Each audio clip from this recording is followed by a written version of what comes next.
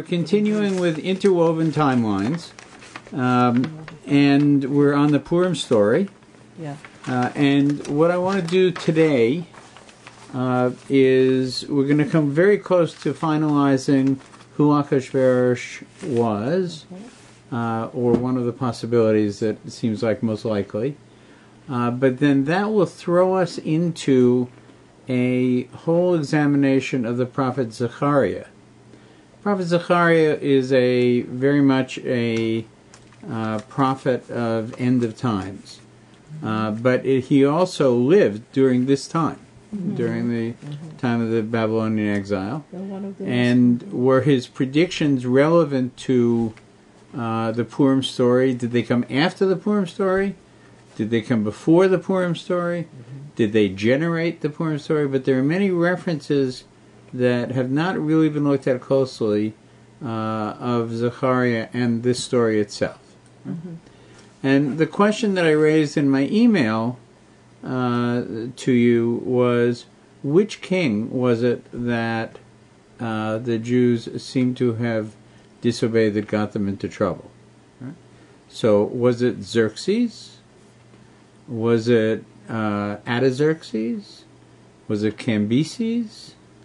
Was it Darius II? Or is there another king that might be an issue?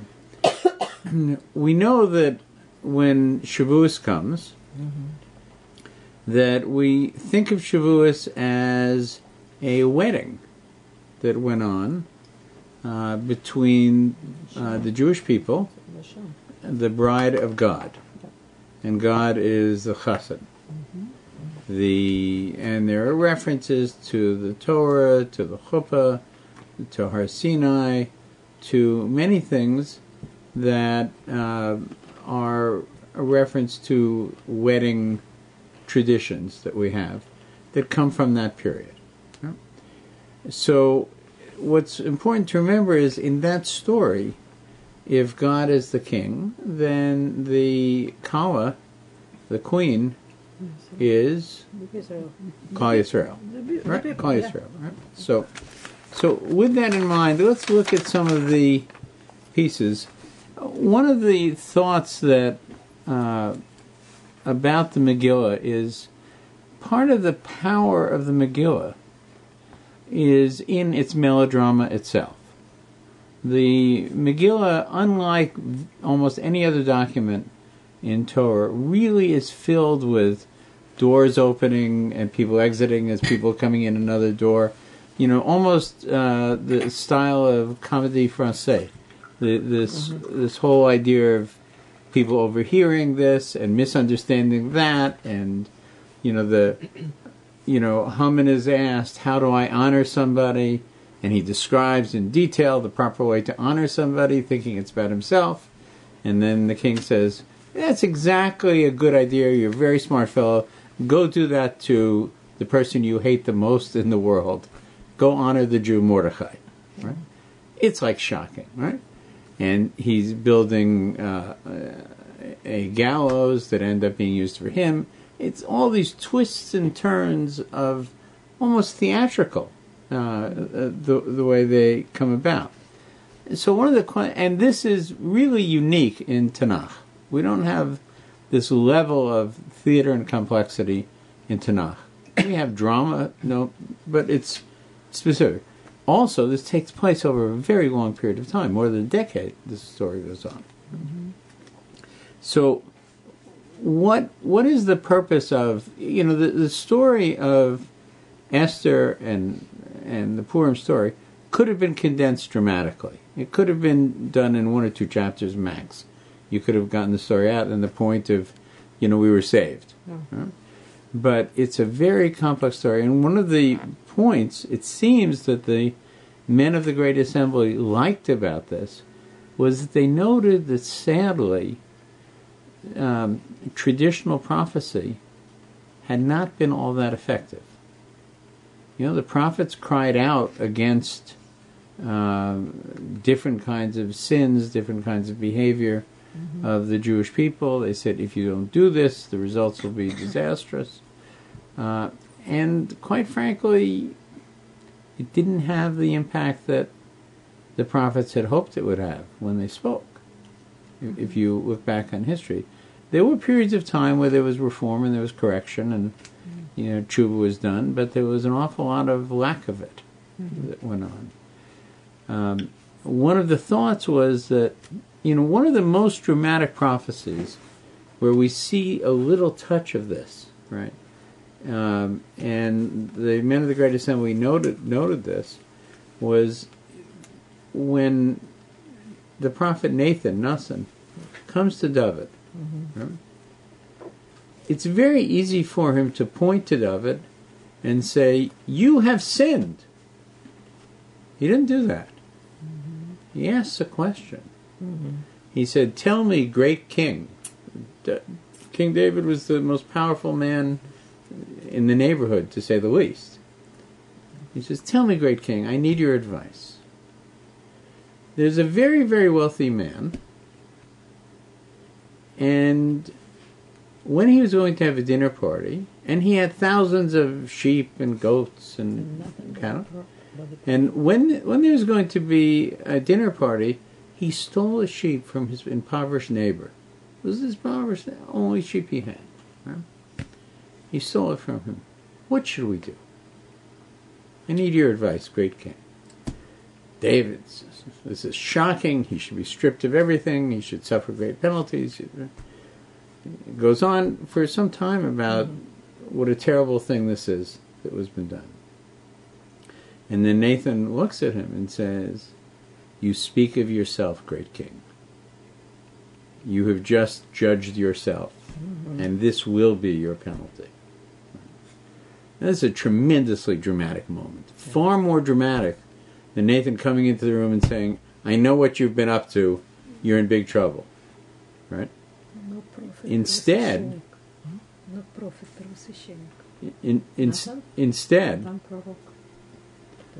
Nathan was prophet, or he he was a prophet.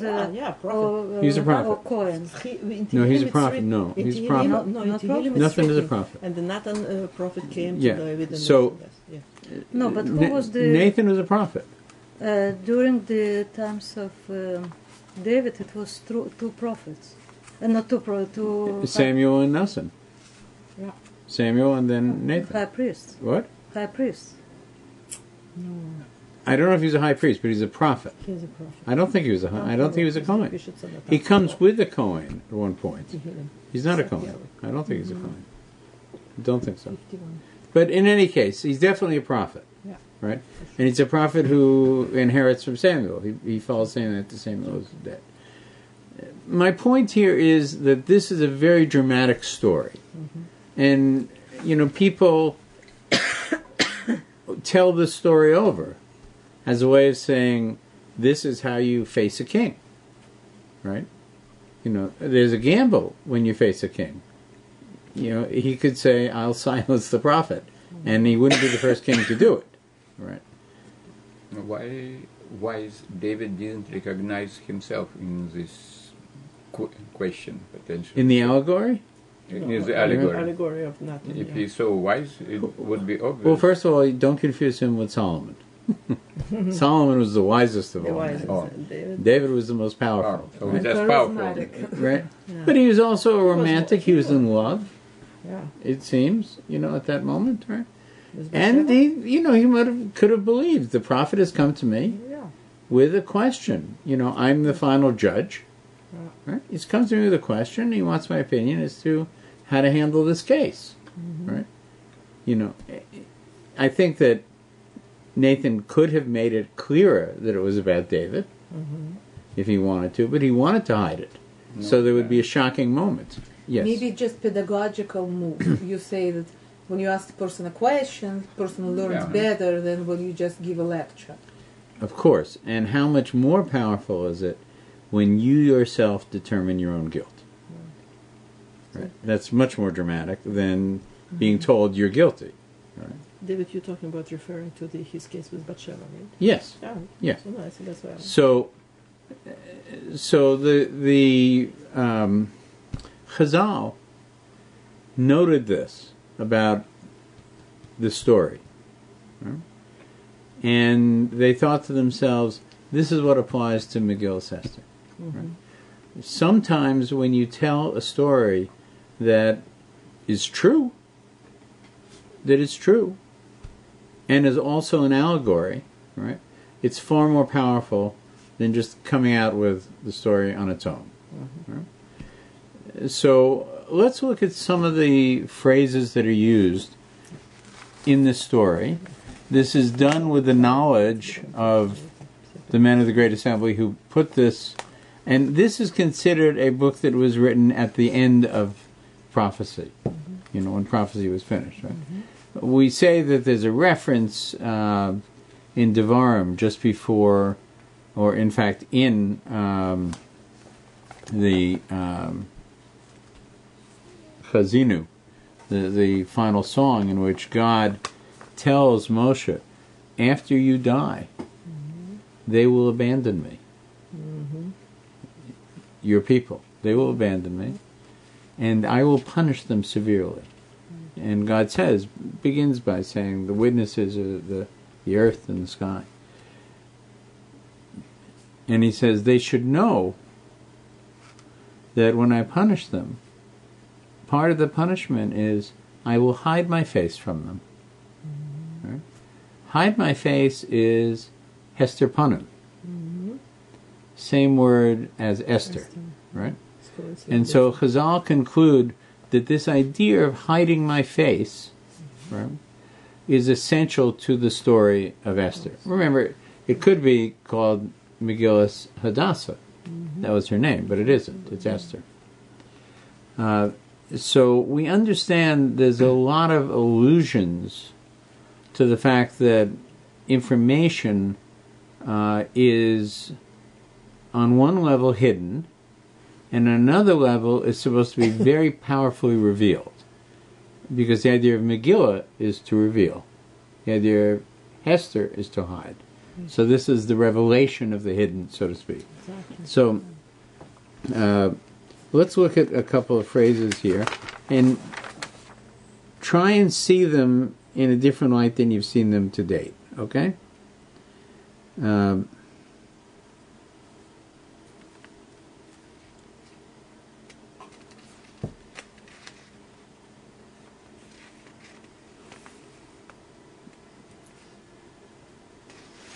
Okay, the queen was to come to the king and show all the nations her beauty, but she did not come as the king commanded. The king became angry. Right?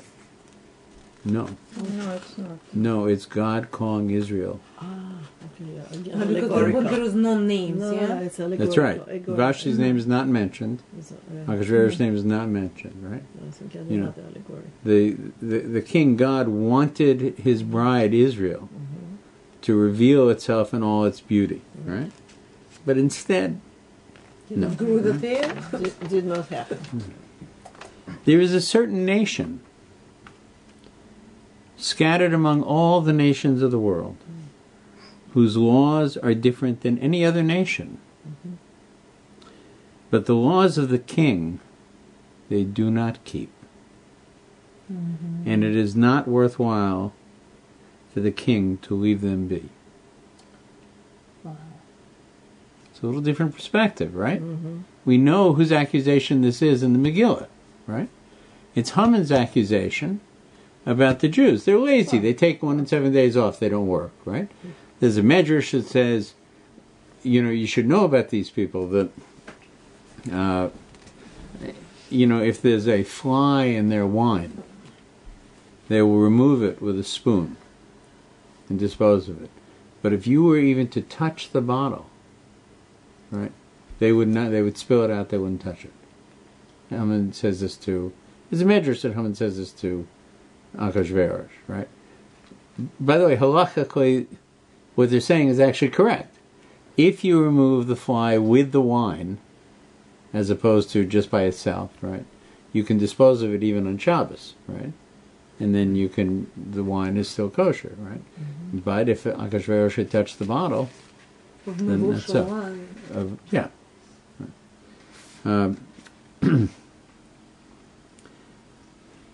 But really what we're saying here is they've come, these people, not to be interested in your beauty and your laws. Right? They've substituted, remember we use this word, HaBira, right? Mm-hmm. This is a word that had up to now only been used once before to mean not just the capital, but in fact the base of Mikdash, really.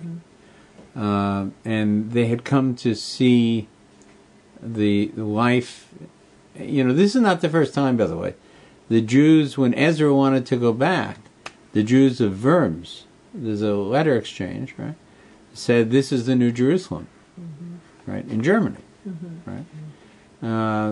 This view of, when the idea of Reform synagogues said, well, we don't have to face Jerusalem, right?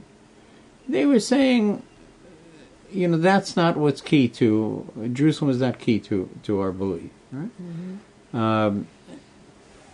Where we are is what's important, that we be accepted here, right? And this has been a problem that when Gullus is too harsh, right, it's a disaster because we're killed. And when Gullus is too sweet, when exile is too sweet, it can be a disaster because why go back to Israel? We're living here in Thornhill, Right. comfortable place in Canada. Anti-Semitism may be, a growth industry right now, but still it's relatively mild in Thornhill. Right? Compared to others. If you want anything, there are stores. Everything is quite easy, right? Nobody that I know of has ever moved to Israel because their lifestyle was going to be easier. Now, there are people who have. People who are on the run. The French are doing it now because they're worried, right? Russian Jews, many Russian Jews saw that there would be a better lifestyle in Israel. But people from North America, that's not the reason they moved. Russian people Right. who were going to People- literally it was impossible because the anti-Semitism was so strong that it was the limitation and everything that Russian people, as soon as the opportunity, right there. I'm not sure what you're saying. No, Russians you mentioned run. Yeah, Russians ran to where they could run, Yeah. basically, right? Yeah. Which is, I'm saying people that I knew from Right. North America, right? Generally speaking, the people that I know from North America and the history of Israel's resettlement, early resettlement as well, was a history of people who chose to accept a more difficult life because of the Kedusha of Israel and because it is the natural home of Jews, right?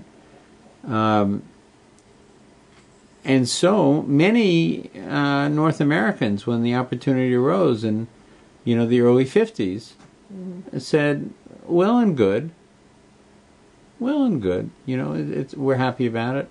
We'll spend some money on it, but we're not leaving New York, we're not leaving Brooklyn, we're not leaving L.A., Chicago, right? That's not for us, right? So it was with the Jews of Shushan, the Jews of Babylon. When they were told they could go home, less than 10%, maybe less than 5%, we're not exactly sure what the total number was, made that decision. 40,000. What? I think 40,000. 42,000. Yeah, 42,000. The question was the numbers that were there. The numbers that were there were somewhere between 500,000 and 1 million. Right. So it was 500,000. It was 10%. If it was 1 million. It was 5%. A little less than 5%. The numbers are small. Let's look at some more of the hints.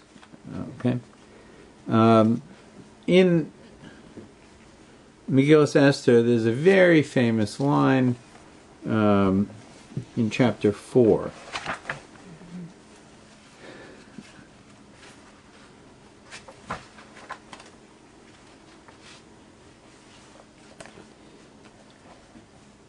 The king's servants, and even the people of the king's provinces know that if any man or woman who is not summoned to the king enters the inner courtyard, the law is unequivocal, the penalty of death. So we take that to mean, if Achashverosh doesn't call you, and you force your way into the throne room, you'll die.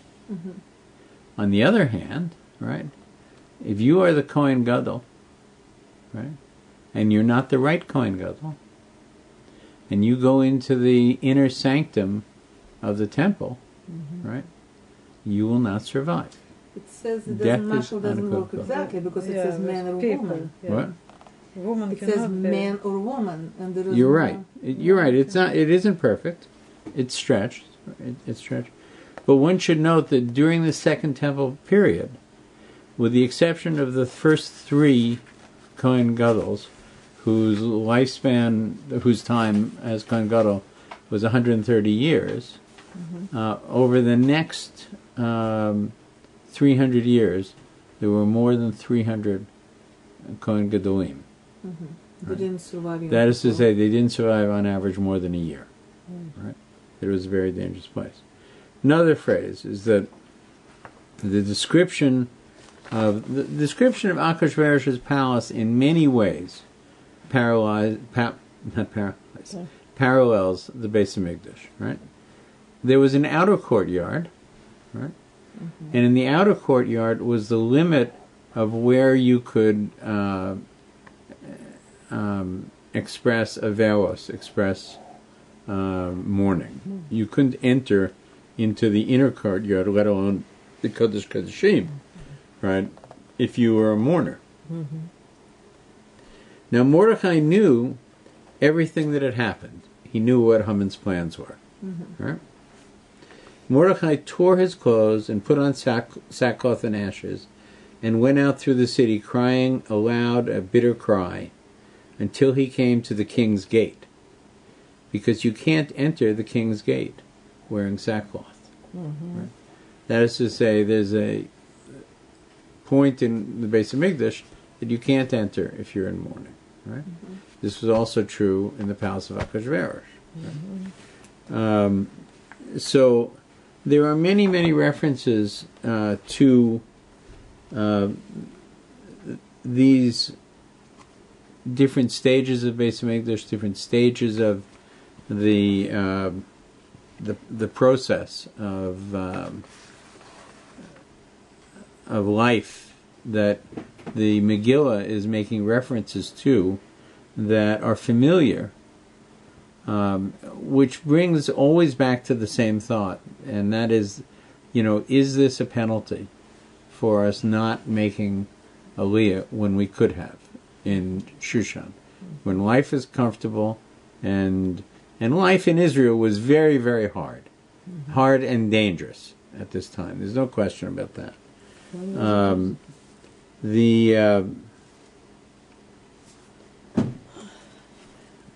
There's others. The parallel.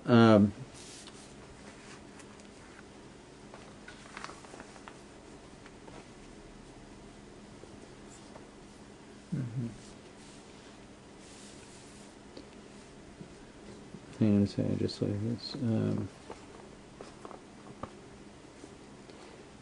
So there's a phrase used, Lifnei HaMelech, quite frequently in the Megillah, right? This is behavior before the king, right? We also use this term specifically in terms of our behavior in front of God, Lifnei, before God or before HaMelech, right? There's a reference to the party that went on for 6 months, followed by a 7-day period. Right? It took the party of Achashverosh was a 6-month party, it was half a year party, right? So guess how long it took to build the Mishkan? I would guess 6 months. You're right, 6 months, right? And then how long did it take to ordain the Mishkan? A week. 7 days, and then there was Shmini, the 8th day, in which they began. Okay, that's exactly what happened with these parties, right? There was a 180-day period, right, of celebration, right, followed by 7 days, which was just for the Jews. In the case of the Mishkan. One was the building that went on, and it was the whole community was involved in the building, in terms of the donations and the building of the Mishkan, right? And then there was a 7-day period of just the Levim, or just Moshe actually, and then on the 8th day he ordained the Levim and Aaron and his brothers, or Aaron and his sons. But in this case, the six months of the party was initiated by actual Achashverosh. That's right, and the 6 months of the building of the Mishkan was initiated by God, saying, "Those who are of generous heart, who will bring gifts for the Mishkan." But I right? mean, people who wrote the Megillah, if they have a prophetic quality, the Mordechai and Esther was writing Megillah, observing it, and seeing analogy with whose idea it was. Was it God who make Achashverosh have a 6 months party? Or it's Esther and Mordechai looking back saying, isn't it interesting? We had a party like this and then we had a party for 7 days. I don't understand where is the... So let me go back to the analogy of David, right, and Nathan for a second.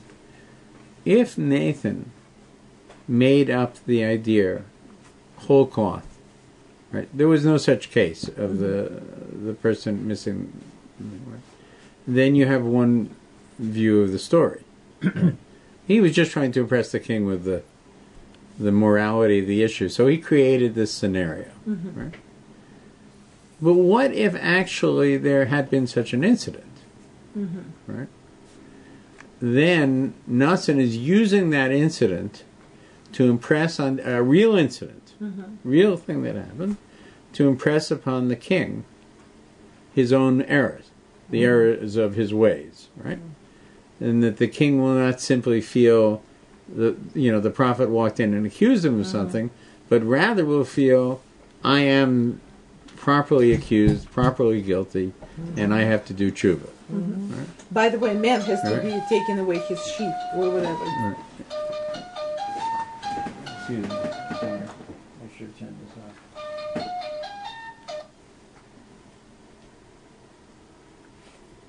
Знаешь, как говорят, что все miracles, которые случаются, Is Masha. no, it's a timing. It was the big miracle. It's the There's timing. a time ago. Right. Я спрашиваю, So, heaven forbid, I'm making the case that the authors of the Megillah made the story up to impress people with it. That's not true. What I do think is that they had they weren't simply historians repeating history. They wanted history to clearly make a message known to the Jewish people. The Jewish people who were recalcitrant, who were not willing to return to the Holy Land, who were not anxious to rebuild the Beis Hamikdash. The authors wanted to make the most powerful case they could for them realizing the error of their ways as well. And more than that, we today, there's a very, very famous piece at the end of the Megillah, right? And we've talked about this before. At the very end of the Megillah, there's a description of the 10 sons of Ham that are Ham, right? Yeah. And there are small letters and big letters, and those small letters and big letters add up to the year of the Nuremberg trials, right? They're peculiar. And of course, I asked the question, well, what was the meaning of this before World War II? And curiously, although there's a great deal written about the Megillah, nobody had any explanation for why there were these little letters and big letters. They had no idea why they were in the Megillah. They had comments about many other things, but not about that, right? And then it became clear, because Esther has said, right, hang them again. Hang them again, the sons, right? They were already dead. Why it's the last thing that we do. We don't like to keep a body hanging overnight. It's not a proper thing to do for the honor of the image of God, because we're made in the image of God. Right? So what was the reference to it? Well, it turns out that the reference to it was hanging these 10 Nazi war criminals. Not only that, one of them, whose name was Ostriker, one of them, on the way to the gallows, said in German, Purim-Fest 1947. He recognized what it was, right? The 11th of the Nazis was a transvestite who committed suicide. Remember, Haman's daughter jumps from the window and kills herself when she realizes that she's dumped the feces on her father's head instead of on Mordechai's head. So the parallels were very eerie to this story in 1947. Why am I telling you this? Because the parallels of the beginning of the story are equally eerie. And the authors wanted this to echo. One of the questions is, why is Purim something we celebrate year after year after year? Right? It became made into a yearly holiday. Right? You know, we have other events in our history, good and bad, right, that we recall, but we don't, celebrate as an event in our history. All of our tragedies are put together into Tisha B'Av, for instance, right? By the way, it's one of the questions that we're going to come to later, is that the people came to Zechariah from Babel, and they said to him, well, now that the temple is rebuilt, do we still have to fast on Tisha B'Av? Right? And Zechariah was horrified by this, because the question was actually a physical issue. Well, we don't want to fast, right? No, but makes sense. It wasn't. There was a temple standing. What are you crying about? No, are you supposed to remember what remembrance. It's a remembrance of what caused the but temple the to be words destroyed. Written, it's not. Right. It's describing So, in the present time desolate. So on one side, your point is well taken. We should be just celebrating, right? On the other side, look, after 400 years, it was destroyed, right? And look why it was destroyed and what day it was destroyed, and have an awareness it shouldn't happen again, right? But if the issue was simply, we want to eat, which was what Zechariah had the impression that that's what they were asking about, was, we want to be able to eat. No, it's remembrance. But we're going to come to that later. Anyway, my point is, the point I'm trying to make here is that just as strange as this question of the Nuremberg trials being embedded into the last chapters of the Megillah, is also an interesting thing, because here we sit, many of us think about Aliyah, many of us have children who did make it, will make it, right? We're now over 60 years into a rebuilt Israel, right? It's a prosperous Israel. It's an Israel that is still threatened very much. And we all have the same questions that were being asked in the Megillah. And if we see the Megillah as something that is eternal, right, that we're supposed to face those questions, right, then, maybe it's asking the same questions of us, at this time. What are the right decisions for us to be making? We see that they made wrong decisions. And we see that the Megillah wants us to understand that when you choose a capital outside of Israel over the eternal city of Jerusalem, it's a bad choice. It's a wrong choice. Yes? At the end of the Megillah, we don't consider Jews making wrong choice. At the end of the Megillah, we perceive the Jews, and if you're going back to your analogy with the wedding, it means we actually accepted God consciously, not under duress. We were told that as a result of a Purim story. It's a positive story. That is certainly one of the interpretations, is that the Jews, as a result of the Purim story, came back to God, did tshuva, and accepted the Torah not under duress, but willingly. It's very interesting because what are the minhagim of Purim that we talk about at the end? Think about what they are. The reading the Megillah. Reading the Megillah, right. Eating Good. the Seudah. No, the Right. gifts to each other. Eating the Seudah, Gifts to right. the friends and money for the poor. Yeah.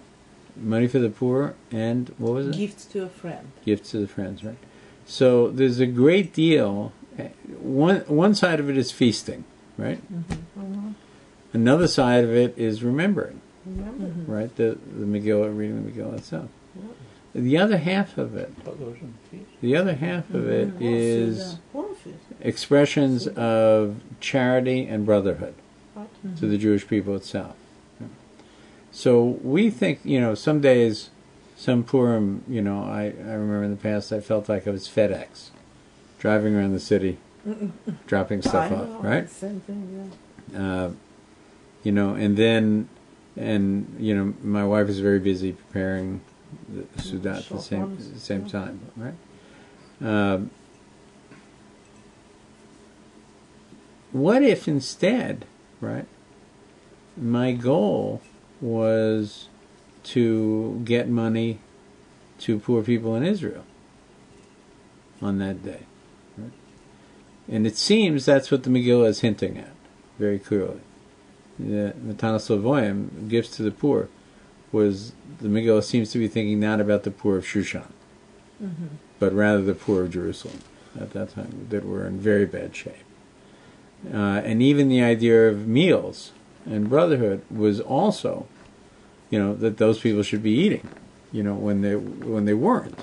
When people in wealthy capitals in North America and, in Europe, are sitting comfortably, and people in the Galilee or in the South or in Jerusalem, are wondering, how to stay warm in the winter and how to be fed, right? That Purim should wake that up in us. Rambam is very specific about it and asks, how can you sit at a Purim feast, when there are poor people around you, right? You can't do that, right? And what is probably, we're all exhausted by it and tired by it, and we see it that, people come from Israel with their hands out all the time, right? And it's an exhausting thing, and they can't make a living, right? So, Purim cries out to us to be very aware, of that. And this is central to the message within the Megillah. And the reason it's so central is the Megillah from the beginning right through to the end. And we're going to see this, and we're going to pick up speed, next week on this. But you'll see that the Megillah is throughout the whole story, it's reminding us of our responsibility to a distant place, which we seem to have forgotten. The whole idea of how Shushan-centric the story is only on a surface level. On one level down, there's this constant references to another place where we should be. And I think we probably should pick it up there. But we can do it even now. We can do whatever we're doing here. We can do it for Israel too. Sending manna and everything. We can do still. Not forgetting our. All I'm saying is, of course we can. But what I'm saying is that we don't think of it in those terms. Right. There are a lot of drives during Purim to give money to the poor in Israel. And we try to do that, right? But what I'm saying is this was built into the Purim story, into the Megillah story, not just to give to the poor, but to give to the poor in the other capital, in Jerusalem. But it's by to obey the king, so to speak, the will of the king. God gave Israel to the Jewish people, right? Not to accept the gift. If you're going with the mashal of the Jewish people want to be divorced, Hashem forgot us, let us go, leave us alone, and give us a get, and let us free to be with another nation. to be Right. with, not to have a responsibility and guilt, Right. But then they recommitted, they decided. God doesn't agree to that. Right. God didn't give us. God doesn't give us the get. Absolutely not. God said He won't.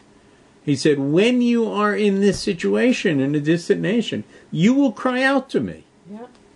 And I will hear your voice and bring you back. Right? But you have to cry out to me first. Right. You have to cry out to me first. But for that, they have to understand that He didn't forget them completely. But throughout the Torah, it says that He won't forget us completely. But I think people of Shushan, by the time 70 years, everybody counting, not only Hashverosh counting time, people of Shushan counting, where is the coming back? See, 70 years pass, nothing happening. Okay, it's done. It's like, do you remember we're talking about Adam who evening came and Adam's like, okay, I'm dying. I don't agree with you. How many people here counting the time? No. Come back to Israel. It's true. It's an interesting point. And not only that, is that it seems to me a very weak argument that HaKosherTube counts it, that Belshazzar counts it, right? It's an effort to express victory of my God over your God, right? That's really what it is. My God is stronger than your God. You're not leaving here, right? From the Jewish point of view, right? First of all, Koresh had already said, "Go home," right?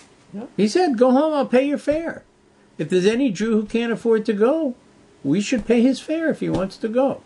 We want him to rebuild it." The Babylonians were very, very conscious of the God of Israel. And quite nervous about it. Koresh at the Cyrus.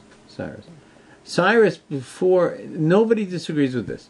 There were a number of different aliyahs to Israel during this time, right?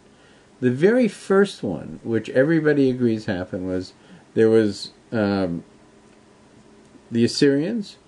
The Assyrians were conquered by the Babylonians, Nebuchadnezzar, Nebuchadnezzar. Right, the Assyrians took the northern tribes into Galus, into exile, the 10 northern tribes. Right? Then Nebuchadnezzar came, right, and he conquered the Assyrians, and he came to Jerusalem, right, and he took 10,000 of the elite of Jerusalem into exile, into Babylon, right. Then came back and finished the job, right. There was an indication they were rebelling against Babylon, so he went back and he destroyed the base of Mikdash, right? And he took everybody into exile, not everybody, but the vast majority of the population, leaving an empty country behind, just small numbers. Right? Then he was defeated by a combination of Cyrus and Darius the Mede. Darius the Mede was from Media. Cyrus, who we call Koresh, was a Persian. He was the first great Persian emperor. Cyrus, having seen what happened to Belshazzar and Nebuchadnezzar, said, "God came to me as the emperor of the whole world and told me that," and it's an interesting thing, we don't actually talk about this that he said that the conquered peoples who want to return to their lands should be permitted to do so. This was actually his scroll, Cyrus's scroll. So it's not just Jews. Ezra makes it very personal. In Ezra, it talks about Cyrus saying that the Jews should go home and they should rebuild the temple, and he's prepared to finance the travel as well as the rebuilding. Right?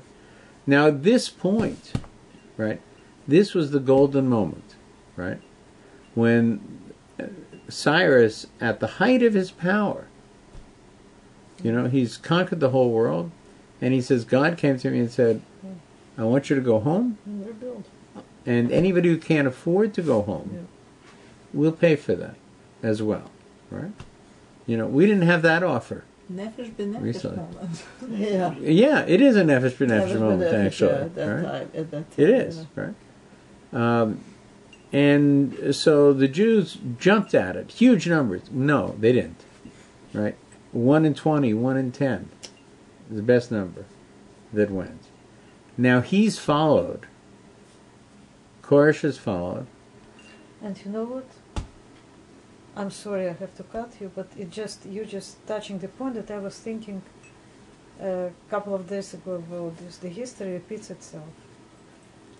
At this point that you're talking about, who comes to Israel? The lost of the lost. The elite, they're not coming. The elite is staying in Babylon. They're staying in Babylon. The wealthy people, the Rabbi, they're all staying in in Babylon. Yeah.